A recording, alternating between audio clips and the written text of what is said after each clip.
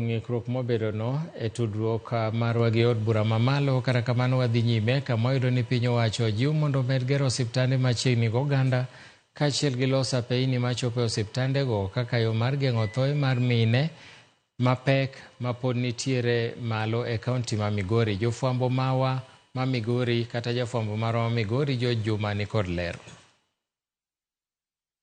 Kinde maginyuole kaunti ma Migori kaore kod lipot mogol kod migao mar thieth.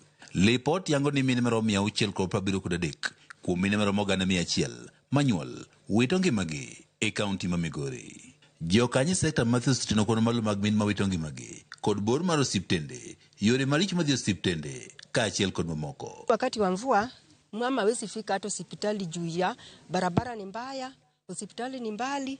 Hata kufika huko unaweza fika hata ukose daktari ameshaenda kwake. I'm a member of this community and assessing the medical help has been an issue. The roads are bad and also there's no way of getting help in the hospitals that we have because sometimes they are very far from where we are. Gladys Wachira maenja kentrogo magoganda maori kune wuoi sub-county mauriri e kaunti ma Migori e kinde mane ya osiptalo mar St. Joseph Smith mabende gedo mar osir kurego mok mago mag piny owacho ne owacho ni oganda mathoth to ahinya mine koro pod wito ngimagi e kaunti ma Migori nikech bor mar osiptende. The maternal death is on rise.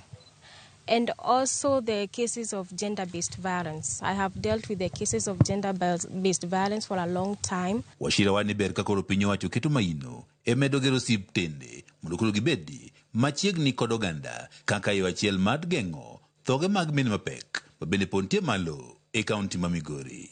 Wach ma kamae nosiko jalup county commissioner e sub-county ma Uriri Monica Kang'ethe mane wacho ni pod nitie gwenge mathoth e sub-county ma Uriri ma pod oganda wuoth mabor kamanyo thieth gine bende koro pod medo kelo thoge mag mine mapek.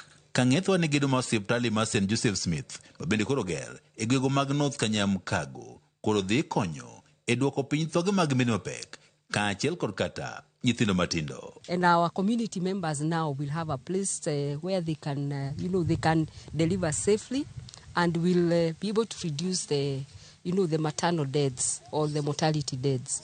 Iseche ma piny owacho rogo mok mago mag piny owacho medo tiyo machiegni mane ni koro osiptende obedo machiegni kod oganda mine mapek bende koro med jiw mondo kodhi e klinik kaka winjore kendo ginyuol e osiptende. All mothers have to deliver at hospitals and that is what we are advocating for. We don't want mothers who are delivering at home, and even our chiefs are here so that they ensure that all mothers deliver safely in hospitals.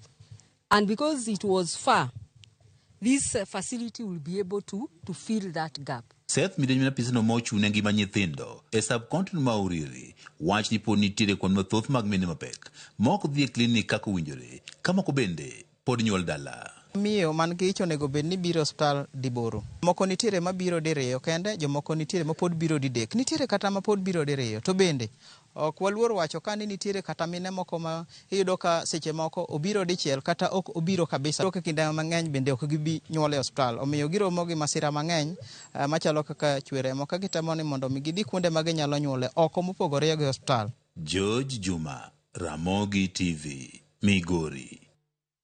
Mana kamano wadok achiel